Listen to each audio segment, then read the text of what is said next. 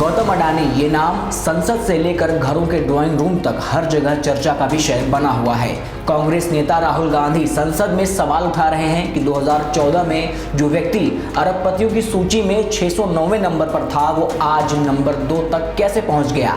हालांकि यहाँ एक बात साफ होना बहुत जरूरी है कि 2022 की सालाना बिलियनर लिस्ट में गौतम अडानी 11वें नंबर पर हैं। हाँ, सितंबर 2022 में बहुत ही थोड़े समय के लिए वो बिलियनर्स के रियल टाइम लिस्ट में दूसरे नंबर पर पहुंच गए थे। फोर्ब्स की 2022 के अरबपतियों की लिस्ट के मुताबिक गौतम अडानी की संपत्ति $90 बिलियन यानी 7.44 लाख करोड़ रुपए है।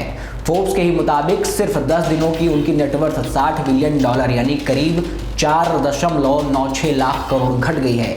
लेकिन संपत्ति के ये उतार चढ़ाव देखने और इसके पीछे राजनीतिक कनेक्शन के आरोप झेलने वाले गौतम अडानी अकेले नहीं हैं। अरबपतियों की लिस्ट में अभी 1 और 2 नंबर के अमीर यानी एलॉन मस्क और जेफ बेजोस के संपत्ति में उछाल के आंकड़े भी सवाल जरूर पैदा करते हैं।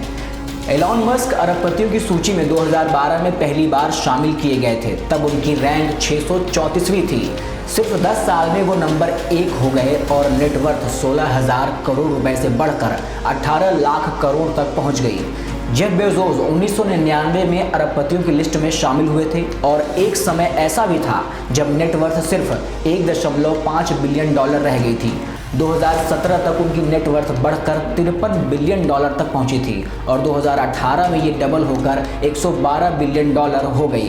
देश और दुनिया के सबसे बड़े अमीरों की बिलियनर रैंकिंग और घटती बढ़ती संपत्ति के सफर से समझिए क्या है नेटवर्थ की राजनीति। गौतम अडानी की नेटवर्थ 2022 में एक समय बढ़कर 12 लाख करोड़ के ऊपर पहुंच गई थी। यही वो समय था जब वो दुनिया के बिलियनियर्स की रियल टाइम लिस्ट में दूसरे स्थान पर पहुंच गए थे। मगर बिलियनियर्स की रियल टाइम लिस्ट में लगातार परिवर्तन होता रहता है।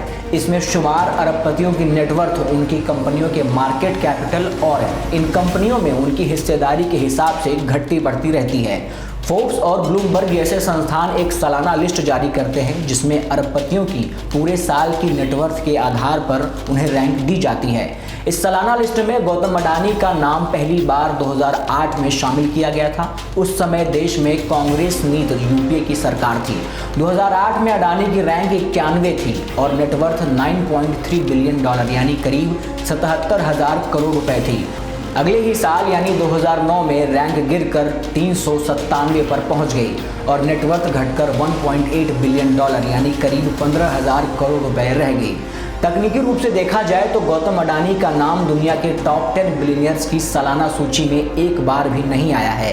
2022 की फोर्ब्स की लिस्ट में भी वे 11वें नंबर पर हैं।